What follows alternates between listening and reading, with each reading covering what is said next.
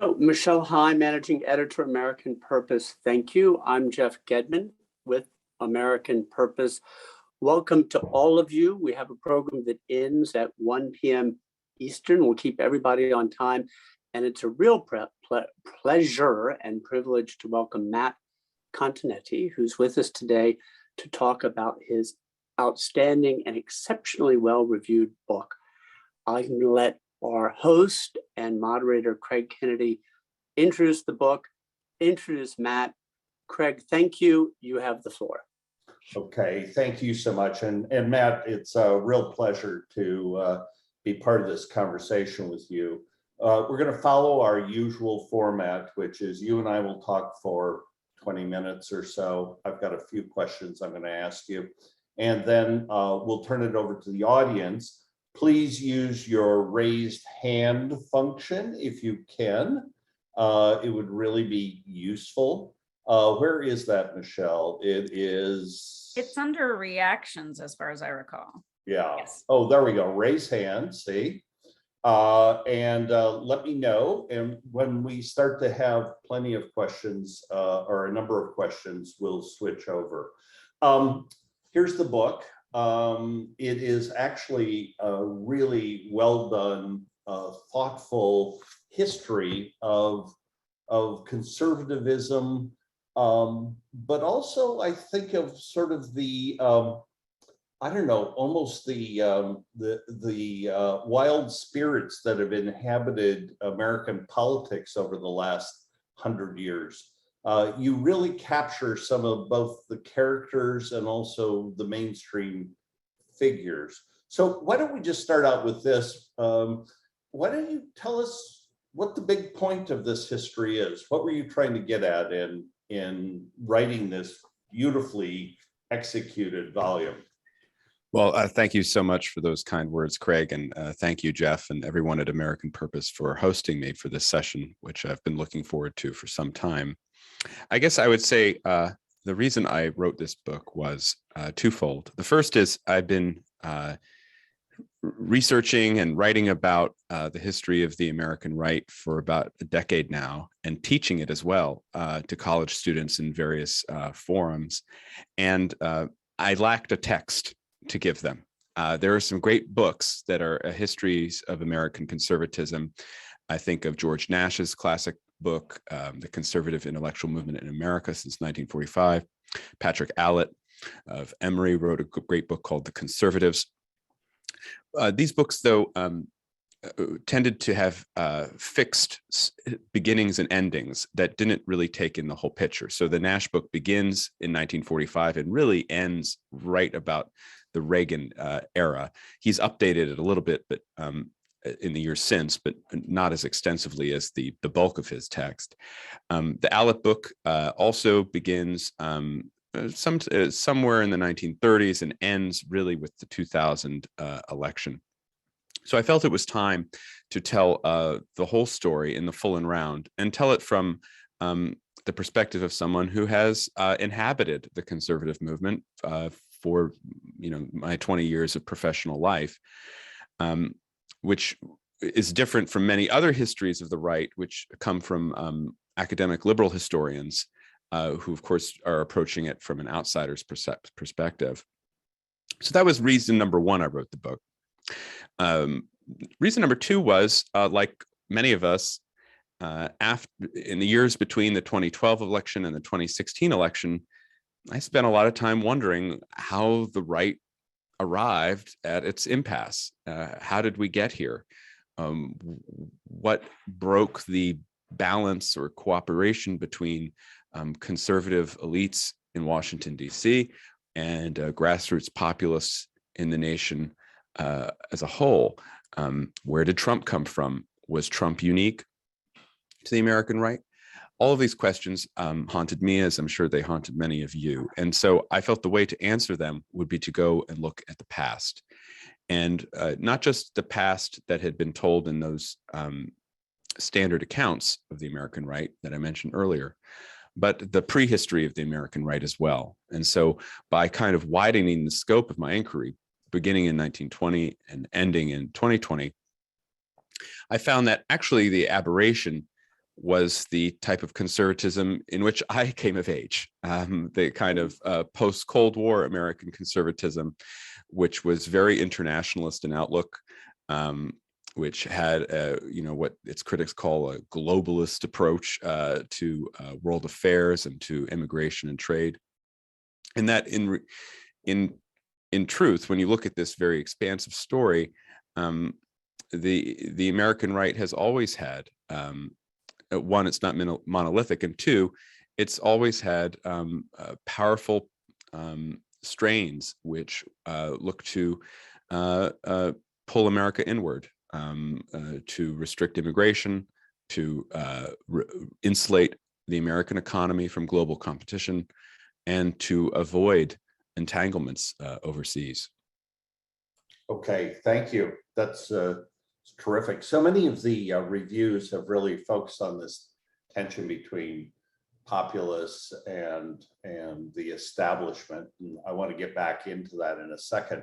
But I thought that one of the most interesting tensions you cover in the book is between nationalists and globalists, and how those messages, I guess, reverberate with the grassroots. Could you talk a little bit about that distinction? I guess you could also throw in, you make a significant deal about the kind of more localist types, the Russell Kirks, the Benedict option movement and things like that. I don't think you mentioned Benedict, but that world of kind of withdrawal. But it's the nationalist globalist tension that I found really, really interesting. Sure. Well, I found a very useful framework for this debate in a history of the right written by Alan Lichtman, a professor at GW, who distinguishes between what he calls disengaged nationalism and engaged nationalism. And just to explain that, the right for basically the first few chapters of my book was composed of disengaged nationalists. That is, they believed in American power and American strength. Many believed in American exceptionalism, but they also believed that America needed to be disengaged from the world, mainly to protect America from external influences. And so this right, this pre-World War II right, was non-interventionist or isolationist. It was protectionist, and it was in support of immigration restriction. It was disengaged from the world because it felt that the world was a mess, and that American involvement in the world would make America a mess as well. But after World War II, and with the rise of the Soviet Union, the American right began to change, and it adopted a policy of engaged nationalism. Again, there was that foundation that America is a good country that ought to be strong, and that the realities of world politics meant that one would sometimes have to rely on military force. But this was coupled with an engagement in the world, with the belief that, say, the North Atlantic Treaty Organization was essential to global security, something that older right very much opposed. A belief in forward defense, that American forces should be deployed overseas on a permanent basis in order to meet threats in other theaters before they are able to reach our home soil. Also a belief not only in military intervention, whether it's in Korea or in Vietnam or throughout the Cold War, but also in open trade as a means of not only increasing American prosperity, but also growing the economies of our allies in the Cold War against the Soviet Union, and thus strengthening their own internal polities against communist intrusion or influence. And then two, a belief in the projection or the rhetorical support for American values abroad. It's an idea that American principles of equality of opportunity, rule of law, individual liberty were good and ought to be defended and promoted as alternatives to the values such as they were promulgated by the Soviet Union. And so this engaged nationalism of the American right, I think, is characteristic of the Cold War conservatism and the post-Cold War conservatism up through about 2012, I'd say 2010, 2012. But of course, these alternatives were not the only ones available. And even when we discuss the rise and consolidation of engaged nationalism on the right, there were many critics of this view. Some came from the libertarian wing of the American right, saying that involvement overseas would just benefit the state, would lead to state expansion and the diminishment of civil liberty.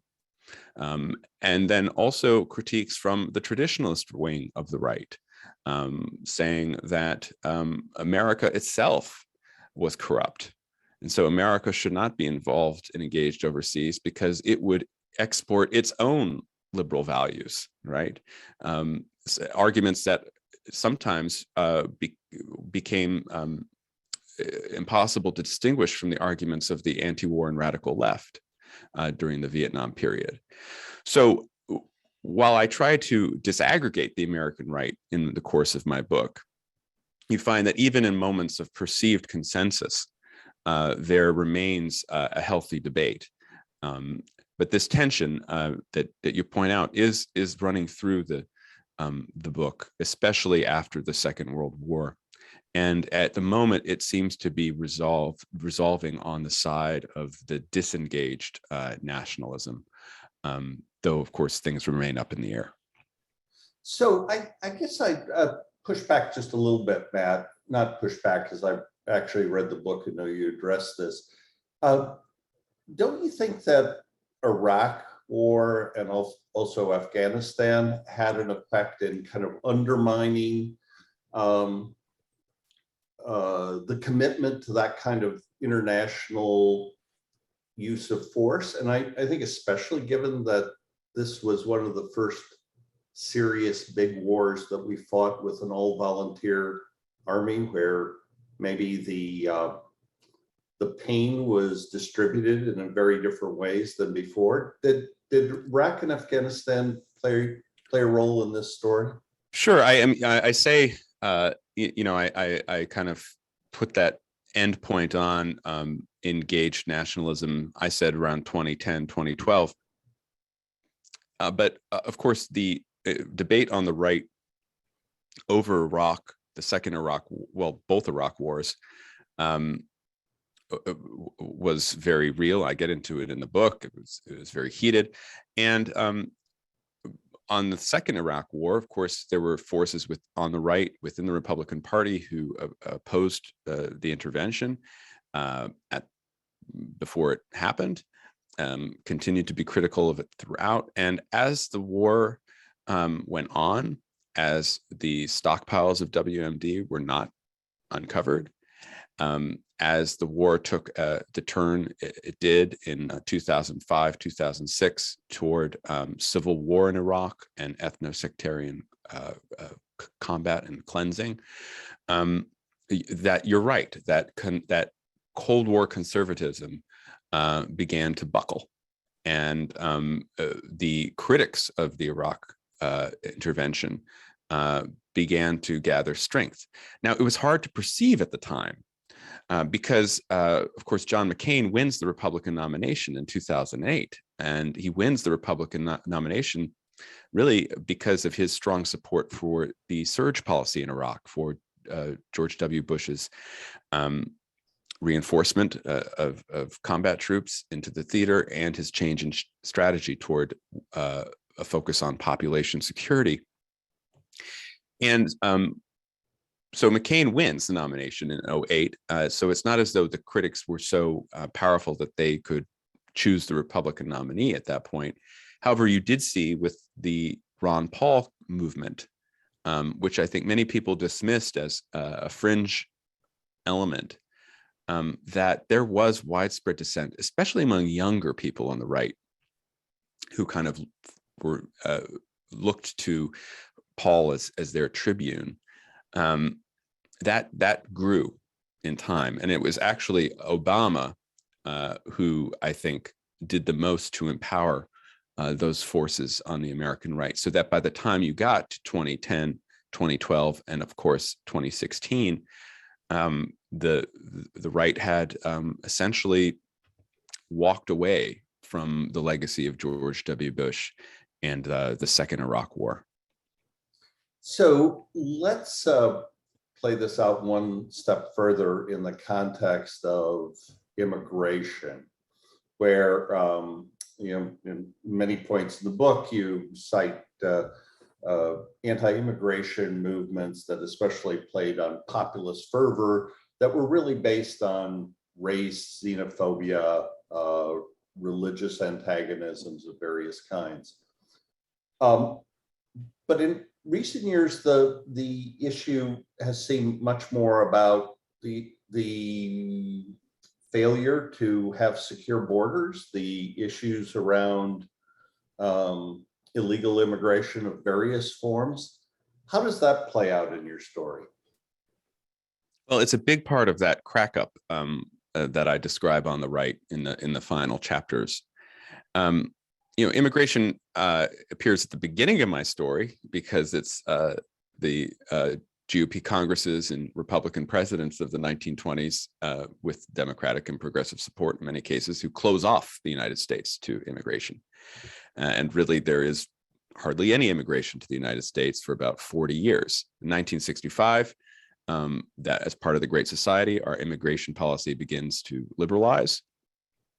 And it just grows from there to the point where in 1986, Ronald Reagan, who was a supporter of immigration, signs the Simpson-Mazzoli legislation amnestying the illegal immigrants, mainly from Mexico, residing in the United States, while also promising workplace and border enforcement. Well, the amnesty happened, but the workplace and border enforcement did not. And by the time that George W. Bush attempts to basically pass into law another amnesty of the undocumented population in the United States in 2005 and 2006, 2007, the grassroots rebellion against his liberalization, his proposed liberalization of immigration law, is in full force. They think that Bush is looking the other way as immigrants are coming over the southern border. They are reacting to the pressures on the stability of communities when there's a large influx of immigrants on schools, on hospital systems, on public resources. There's some of the more atavistic elements, of course, are always at work that you pointed out. And so it's also kind of a rule of law question for some people who are opposed to these amnesties. Why would you do this again when the enforcement mechanisms never arrived the first time under Reagan? And this really creates a fissure between the Republican establishment in Washington, D.C., and many grassroots populist activists throughout the country, animosity and hostility. And so when Obama in 2013 basically attempts to rehabilitate the Bush proposal with the help of Republicans in the Senate, the party base simply rejects this and begins looking for an outsider who will run in alignment with their views on immigration, which is that enforcement has to come before any sort of regularization of status. And the options on offer in the 2016 cycle were rather few when you think about who was standing for the type of position I just mentioned. Marco Rubio was a supporter of the 2013 compromise immigration reform bill. Jeb Bush, who came into the race with a lot of money, was, of course, W's brother and someone who truly believes that we need to liberalize our immigration laws. And it was the outsider candidates like Ted Cruz and then, of course, Donald Trump, who were the most hawkish on border issues. And Trump, of course, began his campaign in his first press conference with an incendiary comment about Mexican immigration. And he just followed that line all the way to the White House. Okay, so we're going to turn it over to questions in just a second. When I got to the end of your book, there were lots of interesting parts of it, by the way. There's a terrific line through this whole thing about role of religion on the conservative right, which I won't get into today, but it's really, really interesting. The role of the media, both the conservative media, but more the mainstream media at various points. But at the end of your book, I tried to think of what are the issues right now that would hold together a pretty big span of this conservative world. And I really came up with two. One is crime, although some of the libertarians might get squeamish there. And the other was kind of an alienation from major cultural institutions, especially higher education. Is that a fair play that those are the two big issues that would kind of bind together a big swath of the right? Well, there are so many issues at play now, Craig.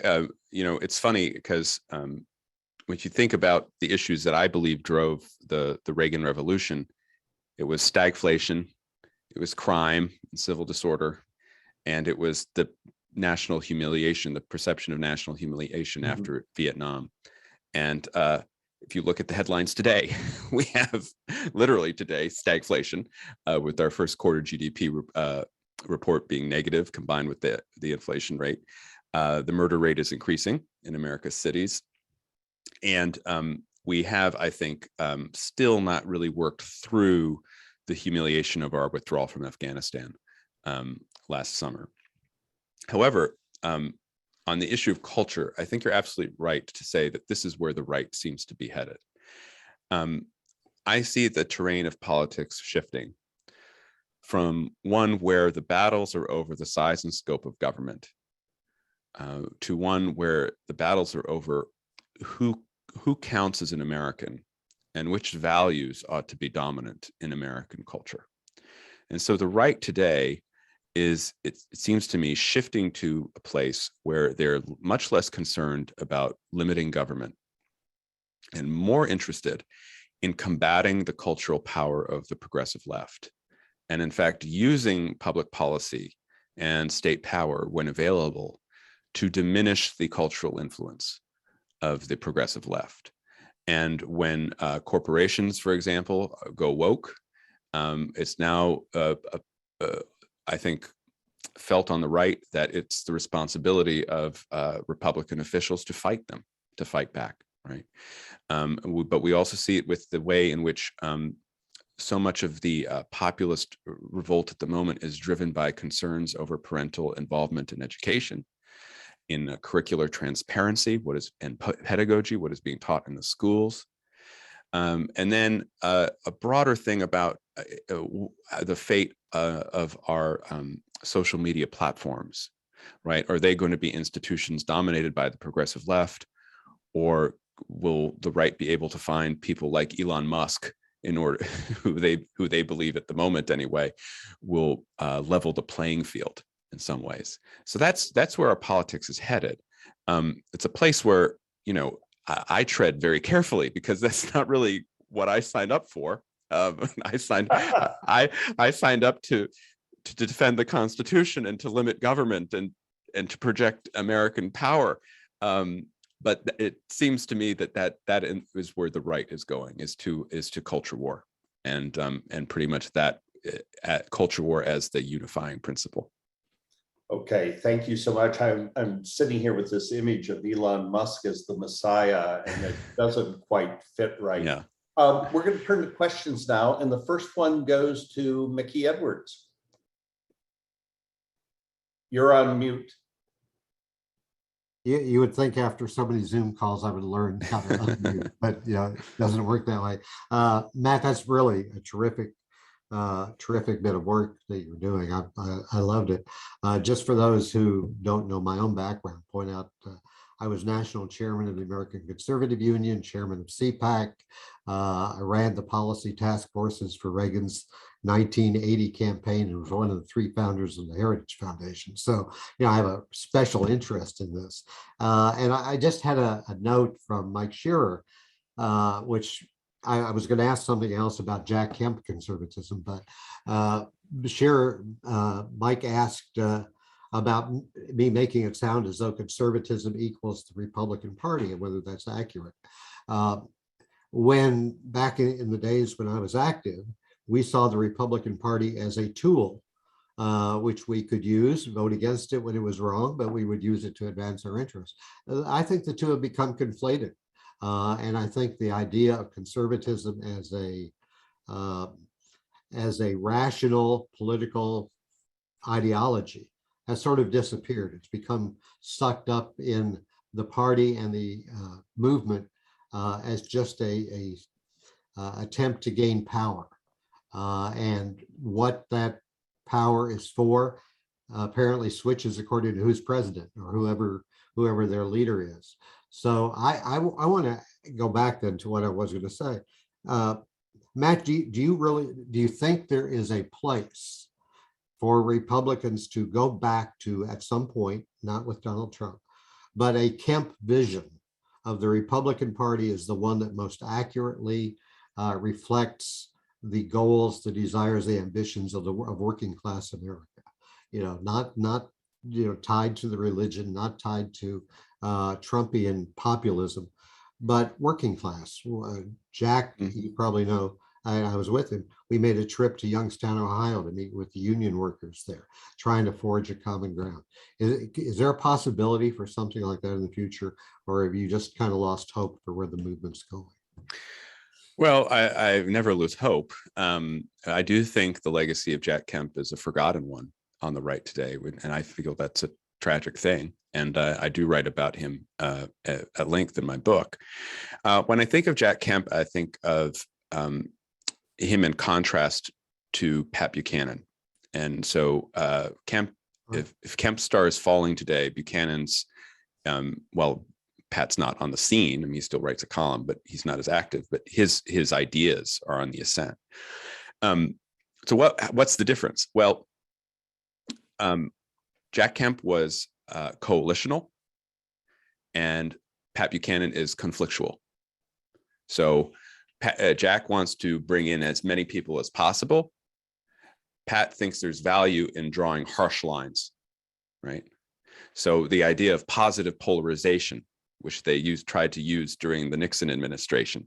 So we're going to pick an issue where we know we're on the side of the majority, and then we're going to hit it really hard to get that 70% of the public behind us and the 30% with, that what they would call the pointy heads or the professors and the media. That idea, that's a Buchananite idea. It's a little bit different from Jack Kemp, because Kemp is trying to bring everybody in. I think the difference between optimism with Kemp and pessimism with Buchanan is obvious, right? Jack Kemp kind of following Reagan, similar to Reagan in the sense that America's best days are always ahead. We have to look forward. Buchanan, the title of one of his most recent books, it was, will America survive until 2024, right? Like, we have 2 more years, according to Pat, right? So very pessimistic, right? Very dour. The Death of the West, another Buchanan title.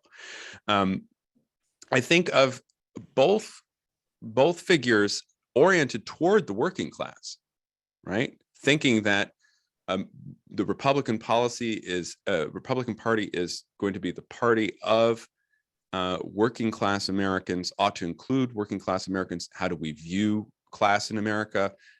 At the moment, we're viewing it primarily through the lens of education, right? So, but the party needs to include this group and is already composed by now of almost a plurality of whites without college degrees.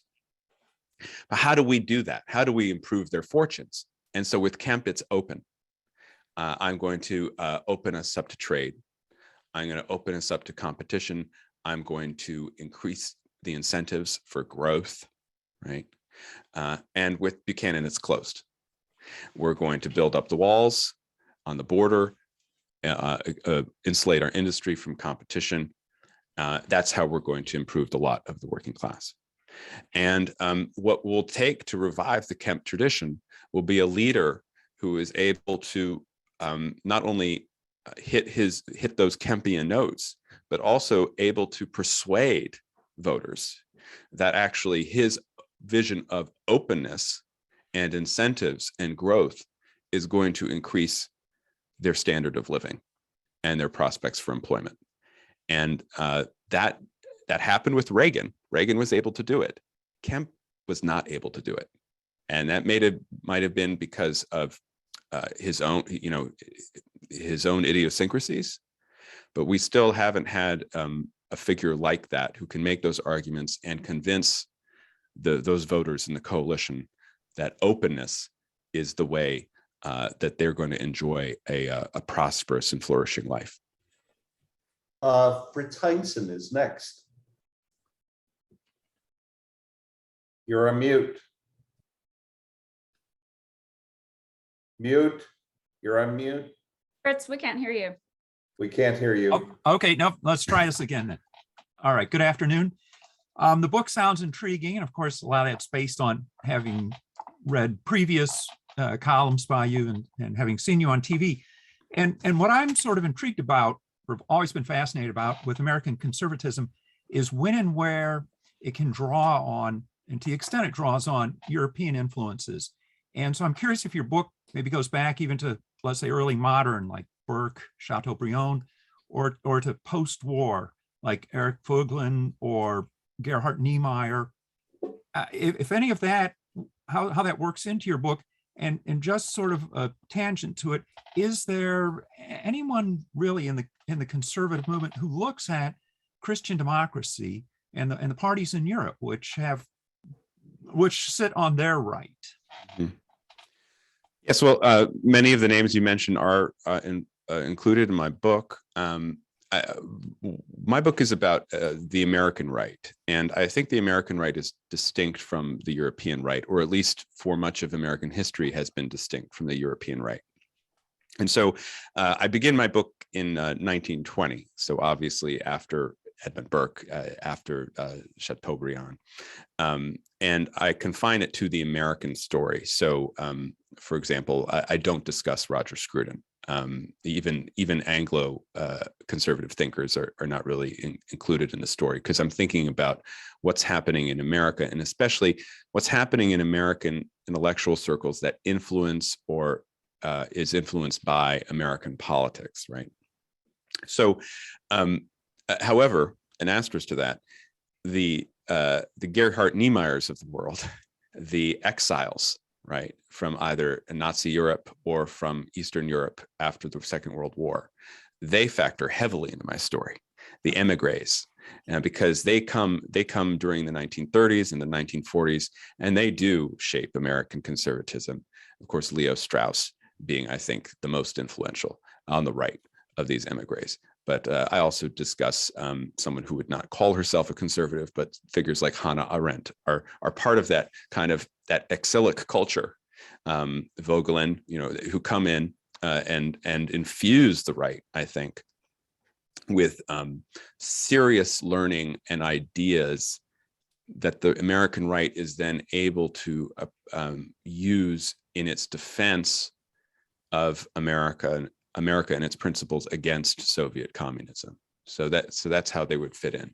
On the second point on Christian democracy, what makes American conservatism distinctive, or has at least for the past 100 years, is its combination of a movement toward traditional values and social order with a embrace of the market and a libertarian streak that resists the welfare state. So for much of my book, the role of the American conservative movement was to resist and roll back the welfare state at home and resist and roll back Soviet communism abroad. And so that type of model doesn't necessarily lend itself to the Christian democratic model that we find in Europe. However, these days, I find more and more people on the right, especially young people, are drawn to continental European models of right-wing politics. And it may be a more solidaristic, its critics call authoritarian right, that would look toward the European models, Christian democracy being the more liberal of them. But then, of course, there are also illiberal forms that I don't think could ever actually take hold in the American political culture in the main, but are increasingly influential with very online right-wing thinkers. Very good, thank you. We have 4 people in the queue. We're going to start with Marie Casham, then Jack Janes, then Patrick, and we'll finish up with Mark Plattner. Maurice? Yeah. So I personally think like the Jack Kemp school of thought is probably dead, especially. And what do you think is the role of unions, especially with there's like the rise of the Amazon unions and Starbucks unions, potentially within a more working class GOP? And did you also talk about China in your book? Yeah, you can't talk about the American right without talking about China, beginning with the debate over who lost China in the 1940s and early 1950s, a huge issue on the American right. Who lost China to the communists? And then, of course, a period I talk about Nixon's triangular diplomacy, recognizing China, perhaps the most important geopolitical event of the past 50 years. I mean, obviously, that's a contested statement I just made, but it's worth thinking about. And then through the idea of that took hold among the establishments within both parties of China's peaceful rise, that China can be integrated into the global economy, and that this would be good for democracy, for capitalism, and for China. Would lead to liberalization. And then moving on to the current phase of debate, where I think most people ought to recognize that the peaceful rise did not happen, and that the integration may have changed the global economy more than it changed China, or the Chinese Communist Party, rather. So yes, that goes on throughout the book. I would say on the question of unions, of course, it gets to this idea, like both Kemp and Buchanan looked to unions. I mean, Nixon liked unions. There were unions that Reagan liked. The idea of organized labor being part, especially the trades. I mean, that's the difference, right? The Republicans are for the trade unions, and the Democrats are for the government public sector unions. Has been a long running thread. It's a question of how do you make the case to them? And so there's a great Kemp speech that I talk about in the book where he's talking to longshoremen, and he's making the case for supply side tax cuts and open trade. It's going to help you in your standard of living. Not clear that they found it all that convincing, as opposed to, say, a more Buchananite or Trump speech where, the answer is, I'm going to protect you. I am going to insulate you from competition. I'm not, if Carrier moves your jobs to Mexico, I'm going to fight and bully that company to bring the factory back, right? I think that organized labor has found that type of answer more persuasive. Okay, Jack Janes. Thank you very much. I wanted to ask you a question, sir, about a couple of books. One of them is Chris Caldwell's book, which I'm sure you're familiar with, The Age of Entitlement, and whether or not you think that has an argument that is the pivot from which the current conservatism has grown.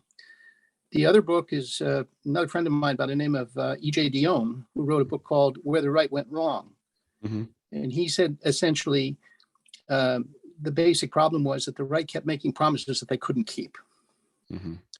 And so I wondered if you could sort of discuss that. And finally, one comment you made about the fact that younger people are getting their influence from Europe. I just note that CPAC is going to have their next meeting in Budapest. Yeah. Just as a kind of an anecdote. Yeah. A downer. Yeah. When I hear that. Both of those books you mentioned are worth reading. The Age of Entitlement, just incredibly written, Chris is a dear friend of mine, provocation. I disagree with Caldwell's thesis. I don't believe Reaganism and the debt was a way to somehow ensure civil peace. I think there were different factors at work. I don't think the problem was the 1964 Civil Rights Act. I think it's actually a mistake for the right to adopt that position, because that was the position the right held for many years, and it put a ceiling on its support, as I say in my book. Where the right went wrong, there's something to be said for EJ's idea that Republican politicians make promises to the Republican or conservative base that they're unable to keep, and that feeds the frustration of it.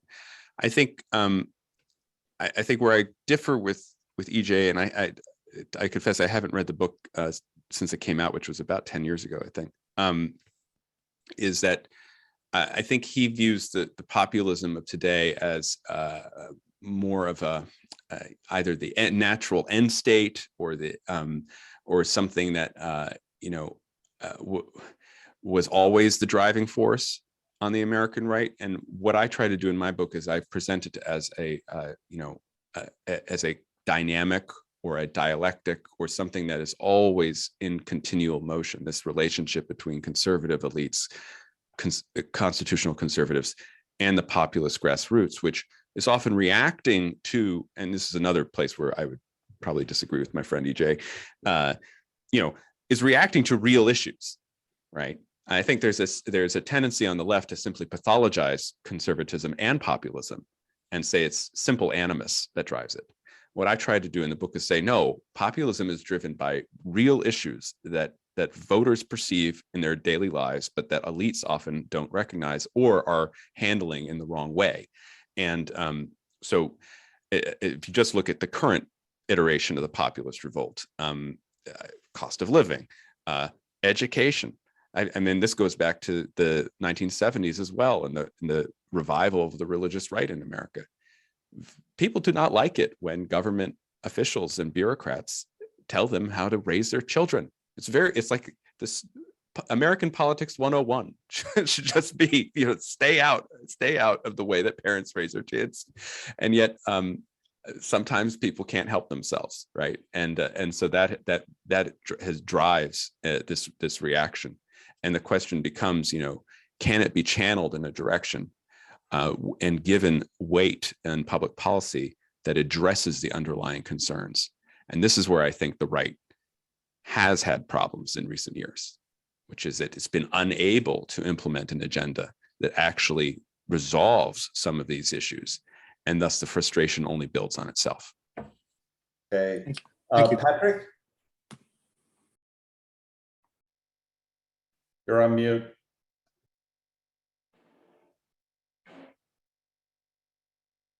No, you're still on mute. Thank you, Craig. Sorry. That's okay. Okay.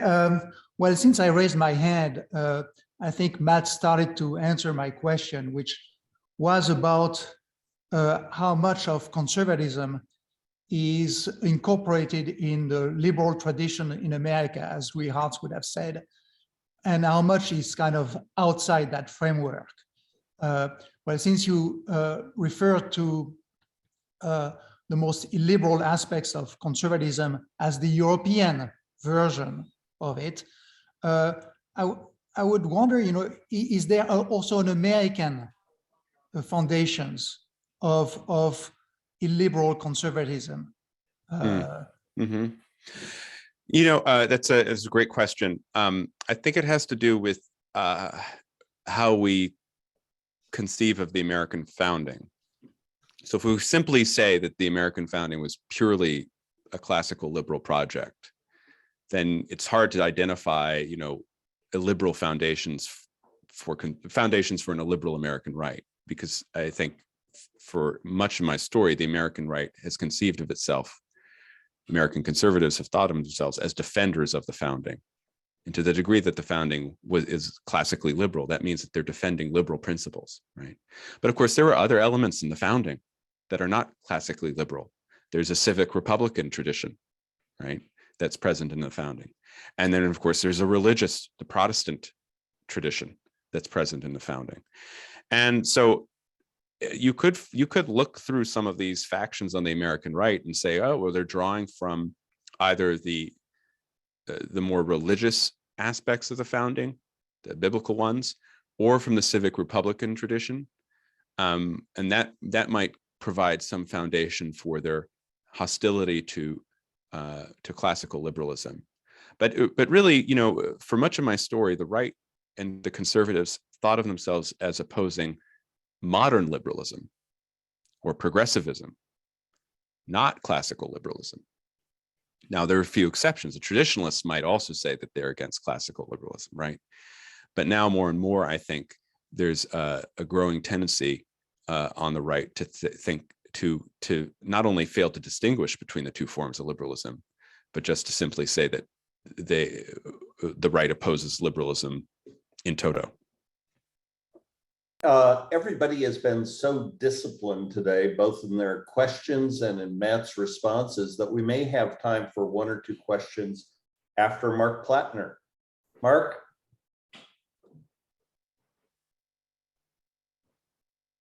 Have I unmuted successfully? Yes.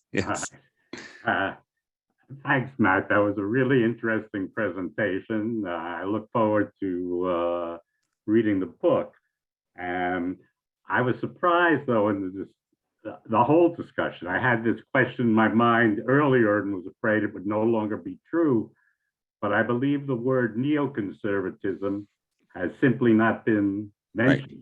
You're right. And I wonder if that has to do with its basically not having left a lasting legacy.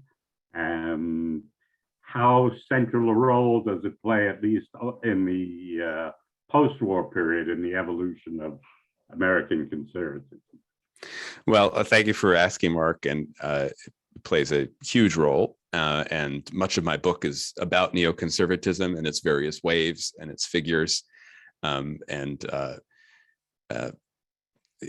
fact, many of the criticisms of my book, such as they are that it's an apologia for forms of neoconservatism, but guilty as charged.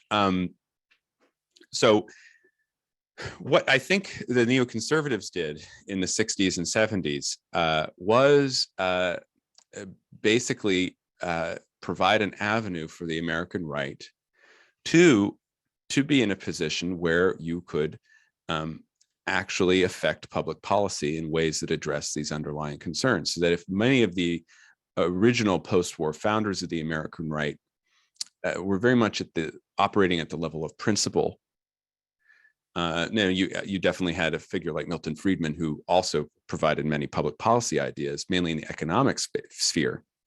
What the neocons were able to talk about was the social sphere and social conditions. And just to take one example, I mean, the discussion of welfare was typically before the neocons. The discussion of welfare would be about welfare cheats, people gaming the system, or welfare costs too much money.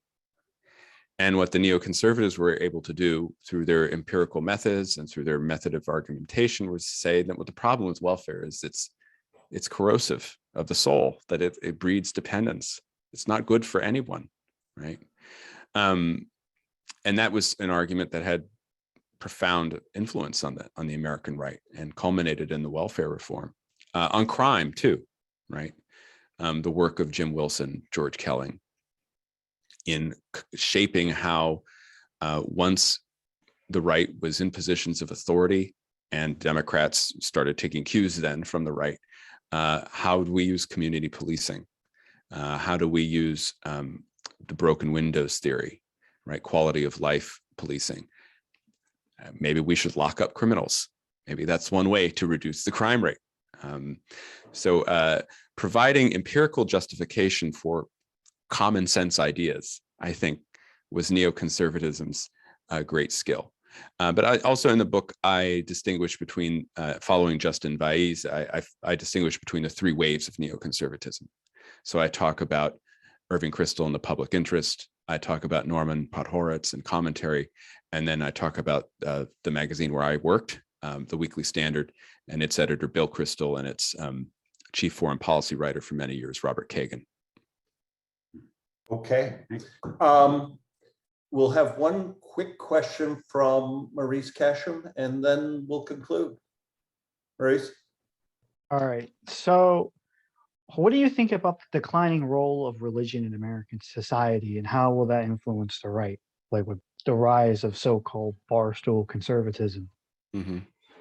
Yeah, well, I worry about it greatly because the collapse of American religion is one, a missile directed at American exceptionalism, and two, has sent the right in some odd directions. I think it's increased the sense among the religious right that America is becoming unrecognizable, and that the civilization is slipping away, and that the religious people are going to be persecuted. And this, I think, makes them more willing to embrace figures like Donald Trump.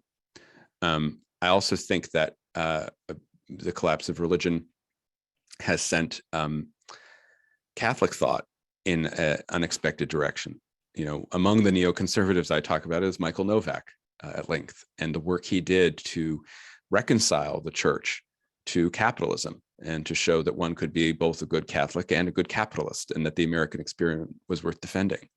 I think as a result of the global financial crisis, as a result of the church child abuse scandal, the Catholic intellectuals have been pursuing another direction. In many cases, they've repudiated the legacy of Michael Novak. And I think that is just an indefatigable loss for the American right. Matt, many thanks. I want to end just reading you a quote from the introduction of your book, where you say, "When you study conservatism's past, you become convinced that it has a future." Now, I have to say, after this conversation today, I'm not sure about that, but tell us why we should be optimistic that there is a future with conservatism. Well, I would say that the right will always be there. So it's a question of what the right looks like. And if you're talking about the conservatism that I subscribe to, a constitutional conservatism, a conservatism based on engagement with the world, that believes in national power, but also believes America needs to be involved and relatively open to the world. I think there's no sense in denying that version of conservatism is embattled. But I would say, if I take hope just by looking at history, and by concluding from my studies that there is nothing new under the sun, that this conflict always rages. The arguments we're having today are arguments that we've had throughout the 100 years I survey. And two, things change very quickly. And in 2015, I wrote a column for the National Review and Washington Free Beacon, where I write pretty regularly. November 2015, I said, the way things are headed, Trump can be president. And people were laughing that idea off at the time. And it became a reality, and he shaped the party in ways that, of course, we're still feeling today, and we're still in the Trump era. But things could change otherwise as well. Just in the final moments, perhaps the unprovoked Russian invasion of Ukraine and the lessons it teaches about global security and also about liberalism and democracy could be a green shoot, actually, and reinforce these ideas on the American right, where they deserve a hearing and they deserve support. Okay, so thank you again. Read this book, buy it now. And thank you so much, Matt. It was just a terrific time. I really appreciate it. Thank you. It was a pleasure speaking with you all. Thanks so much, Matt. Bye-bye.